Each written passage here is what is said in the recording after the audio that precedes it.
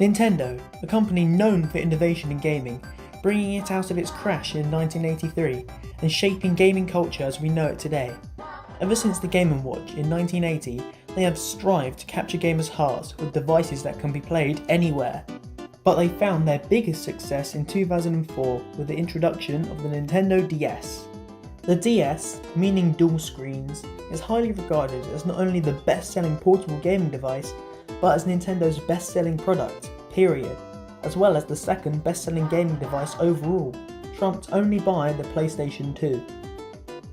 This handheld juggernaut lasted 9 years, from 2004 all the way until 2013, and innovated with so many things never before seen in portable gaming, such as a touchscreen and a microphone. With its sleek clamshell design, the use of 2 screens, wireless multiplayer, and the ability to play games online, it's no surprise why the system was so successful.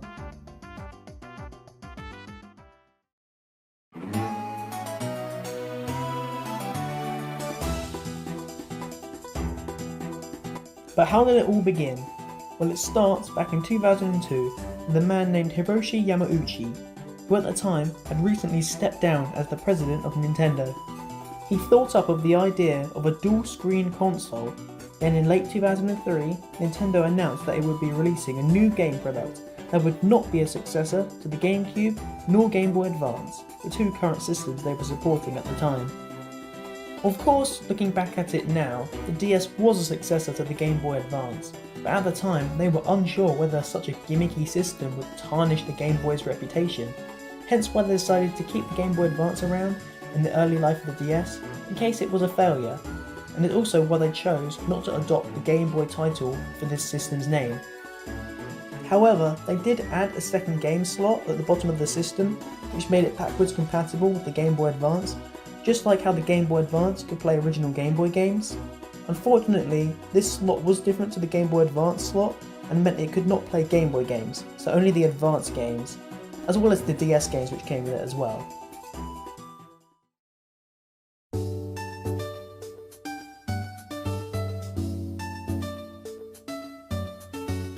And then, at E3 2004, the annual premier trade event for video games, it was unveiled to the world, the Nintendo DS.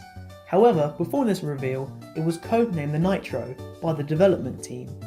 A couple of other names they came out with before the DS were the Iris and the City Boy. These were chosen before they decided it would be a successor to the Game Boy Advance, so this was pretty early on in development. However, during E3 2004, they stated that the DS was just a prototype name, before making it official in July of the same year.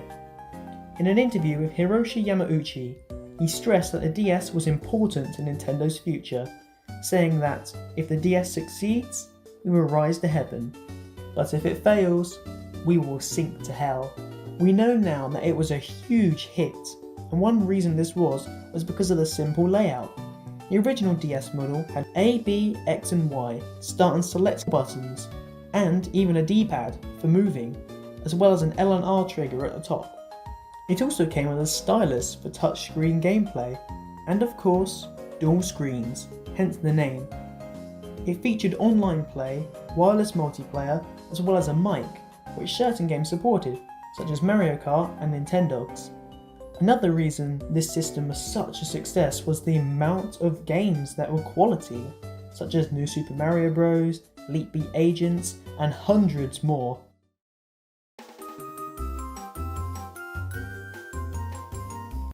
The DS's reach was pretty impressive. It was the first Nintendo platform that really brought in casual gamers, such as parents, non-gamers, and the elderly, with its huge range of games. You had many genres to pick from, such as action games like Metroid and Zelda, strategy games like Dragon Quest and Pokémon, simulation games like Nintendogs and Animal Crossing, and of course, games that appeal to everyone, such as Mario. On top of that, the new controls of the DS paved the way for the new future of gaming and spawned new types of games like Brain Training and the Professor Layton series. However, after it came out, people complained about one big issue, that being portability. They said it isn't as portable as the previous handheld device Nintendo made, the Game Boy Advance, as it couldn't fit in regular pockets, only in cargo pants and backpacks, due to its bulky size. After reading the complaints, Nintendo addressed these by making several redesigns during the DS's lifespan, the first of which came out almost 2 years later in 2006, called the DS Lite. This version is the one most people are familiar with. Compared to the original version, it looks so much more polished. It addressed certain features and issues the first model had, including a much better lit screen and was more pocket friendly. And then again, in 2008, they released the DSi, a technically superior version of the last two iterations of the system. This one came with a slew of new features. These include a dual-sided camera and access to a digital store named simply the DSi Shop, akin to the Wii Shop, which was also running at the time. Unfortunately, they removed the Game Boy Advance slot, meaning it was no longer backwards compatible with the last system. And finally, in 2009, a larger version of the DSi was unveiled, the DSi XL. Unlike the last two, this one didn't really innovate on the previous model, but instead was a bigger model. It did have a few added benefits, such as a longer battery life, and more default features built into the system, but at this point, the DS had been out for quite a while and everybody was waiting for the next system Nintendo would release.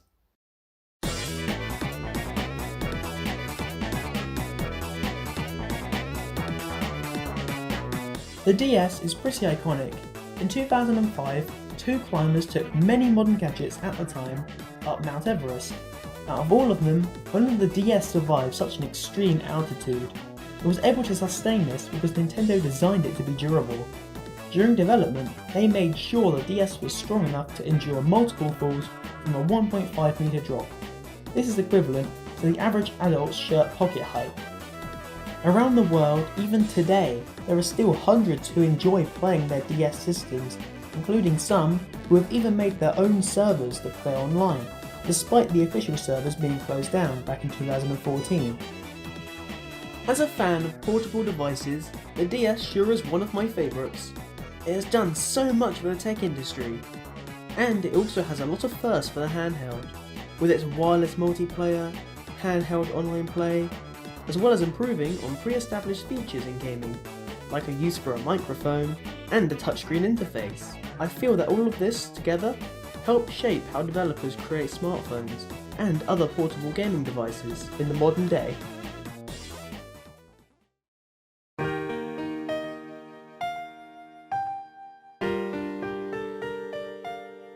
I asked some people from the online server community a few questions about the DS and their thoughts on it, and I even got one in for an interview.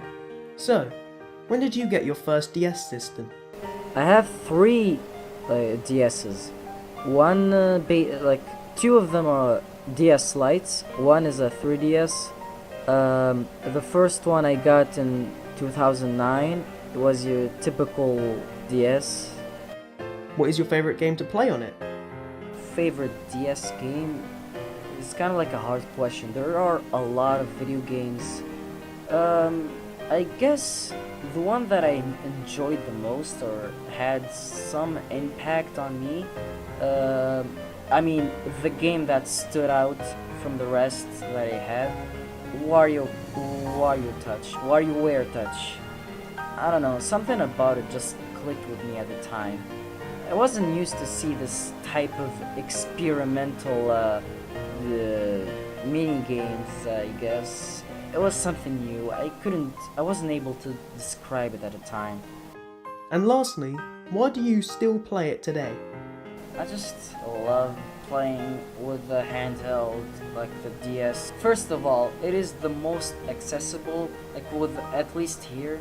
Whenever I want to relax, whenever I like to put my brain rest my brain, I just use the DS and just you know, forget about all that I'm bothered by.